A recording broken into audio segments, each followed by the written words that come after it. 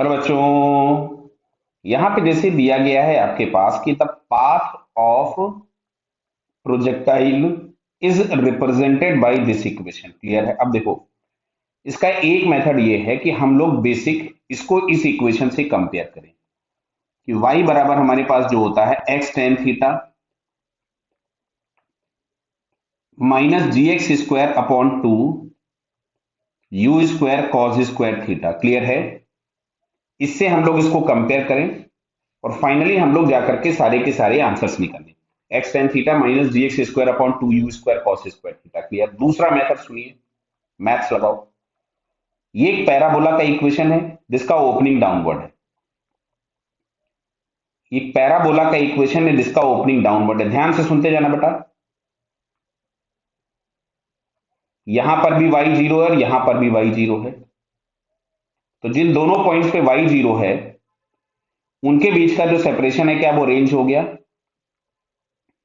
तो यहां पे इक्वेशन जो दिया था y is equals to p x minus q x square, तो हम y बराबर जीरो करके दो वैल्यूज निकालें, p माइनस क्यू एक्स। एक x बराबर जीरो ये वाला पॉइंट और दूसरा x बराबर p बाई क्यू ये वाला पॉइंट। तो यहां से जो हम लोगों के पास इसकी रेंज आ गई वो p बाई क्यू आ गई, मतलब ये पहला वाला तो इससे ही मैच कर गया। दूसरा बोला है मैक्सिमम हाइट। ये आपको समझ में आ रहा है कि इस वाले पॉइंट पे p बाई टू क्यू पर जो भी इसका y कंपोनेंट होगा या y होगा वही आपके पास h मैक्स हो जाएगा। तो इसमें हम लोग x की जगह पर p बाई टू क्यू रख दें minus p by two Q का होल स्क्वायर कर दिया। यहां पे समझते जाइएगा बात को ध्यान से।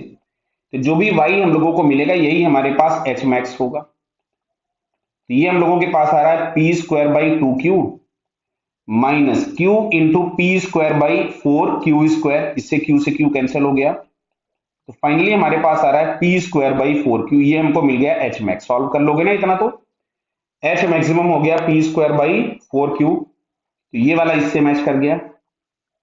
टाइम ऑफ फ्लाइट, अब बात आती है टाइम ऑफ फ्लाइट की। तो मैक्सिमम हाइट जो भी हम लोगों के पास आती है वो वर्टिकल कंपोनेंट का square upon two ji,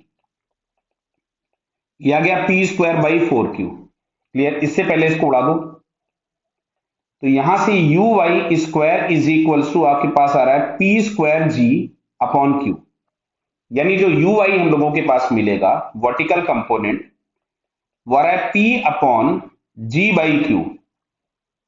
clear? G by q, देखो फिर टू छूट गए, यहां पे ये टू है इंटू टू। क्लियर बताइए?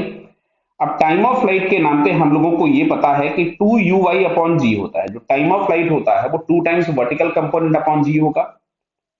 यहां से मैंने लिख दिया टू बाई जी, और वर्टिकल कंपोनेंट था p into underroot of g upon two q. तो ये आ गया टाइम ऑफ फ्लाइट। मैच करते हैं, देखो किसी से हो रहा है क्या।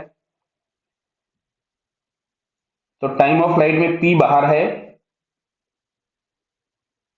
ठीक है, बढ़िया है। देखो ये बन गया, ये इस टू को पी तो बाहर रहने दीजिए, इस टू को अंदर ले जाओगे फोर हो जाएगा जी अपॉन टू, ये इस वाले जी को अंदर ले जाओगे जी स्क्वायर हो जाएगा, तो इस जी से ये जी कैंसिल हो गया, टू से टू कैंसिल हो गया। तो फाइनली आपको यहां से मिल रहा है p into underroot of two upon g q. ये आ गया टाइम ऑफ फ्लाइट। क्या बात समझ में आ रही बेटा आपको? ये समझ रहे हो ना? इसमें हम पूरा मैथमेटिक्स लगा रहे हैं, हम लोगों ने कोई भी इसमें फिजिक्स नहीं लगाई। अब देखो टाइम ऑफ फ्लाइट के कैलकुलेशन में थोड़ा सा आपको लेंदी हो गया ये वाला मेथड, अदरवाइज अगर आपको रेंज फाइंड करनी थी बहुत आसानी से आ गई थी, मैक्सिमम हाइट निकालनी थी बहुत आसानी से आ गई थी। ये दो काम अगर आप इक्वेशन की ट्रेजेक्ट्री को कंपेयर करके निकालोगे तो बहुत लंबे हो जाएंगे। अब देखो सबसे लास्ट वाला अगर हम देखें तो ये हम लोगों को अगर याद रह गया कि टेन थीटा बराबर पी होता है, तो यहां से सीधे सीधे आपसे बोला गया है टेंजेंट। अब यहां से लिखना चाहिए इनको कि टेंजेंट ऑन इनिशियल पोजीशन। तो इनिशियल पोजीशन पे टेंजेंट भी अगर हमको निकालना है तो मान लो हम इसका d y by d x कर दे। देखो जरा अपनी मेथड से करते हैं, तो आया p minus of two q x, और अगर इनिशियल पोजीशन पे चाहिए होगा तो एक्स बराबर जीरो, तो जो टेंजेंट हम लोगों के पास मिलेगा वो पी मिल जाएगा, या यहां से कंपेयर कर लोगे तो टेन थीटा बराबर आपको पी मिल जाएगा। तो फोर्थ वाला मैच किया बी से, यहां से अगर हम लोग मैचिंग लिखें तो फर्स्ट वाला ऑप्शन मैच कर रहा था ए से, सेकेंड वाला ऑप्शन मैच कर रहा था सी से, थर्ड जो टाइम ऑफ फ्लाइट था वो मैच किया था डी से, और जो फोर्थ वाला आंसर है वो मैच कर रहा है बी से। क्लियर? तो फाइनली इस तरह से आपके पास ये मैचिंग हो जाएगी ए सी डी बी। क्लियर बेटा? कोई डाउट हो तो आराम से इसको फिर से देखो।